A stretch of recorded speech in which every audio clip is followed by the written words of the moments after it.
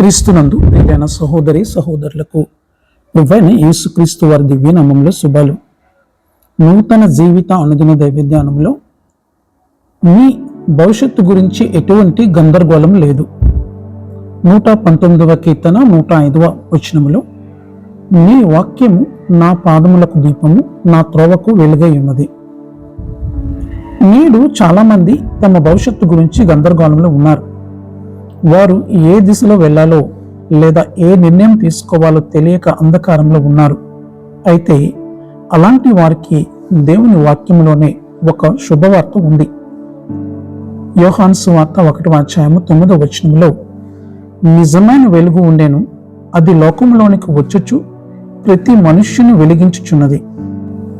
దేవుని వాక్యము మీ జీవితంలో పనిచేస్తే మీ భవిష్యత్తుకు సంబంధించి ఎటువంటి చీకటి ఉండకూడదు.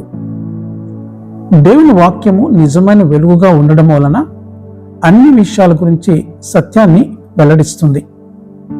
నిజమైన వెలుగు మీ జీవితంలోకి శాంతి మరియు విశ్వాసాన్ని తీసుకువచ్చే సత్యాన్ని మాత్రమే వెల్లడిస్తుంది. దేవుని వాక్యము దేవుని చిత్తాన్ని మరియు దేవుని ప్రణాళికను అమలులోకి తెస్తుంది. మిమ్మల్ని జ్ఞానవంతుల్ని చేసి ముందుకు ఎలా అడుగు వేయాలో చూపిస్తుంది. జ్ఞానము ఒక శక్తి, అది మిమ్మల్ని దేవుని చిత్తానికి పరిపూర్ణ దిశలో నడిపిస్తుంది. కాబట్టి వాక్యాన్ని అధ్యయనం చేయడానికి మరియు ధ్యానించడానికి ఎక్కువ సమయము కేటాయించండి. అప్పుడు మీరు దైవిక జ్ఞానంలో ఎల్లప్పుడూ నడుస్తారు.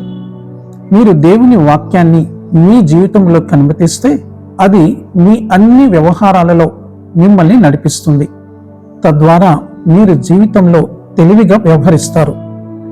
నిజం ఏమిటంటే, చాలా మందికి జీవితంలో ఎక్కువగా కావలసినది మార్గదర్శకత్వము మరియు దిశానిర్దేశము. చాలా మందికి ఏ చర్యలు తీసుకోవాలో తెలియదు.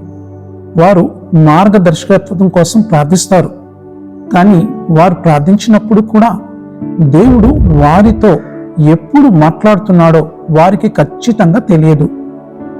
దేవుని వాక్యపు నిజమైన వెలుగుకు లోబడి వెలుగు వచ్చింది.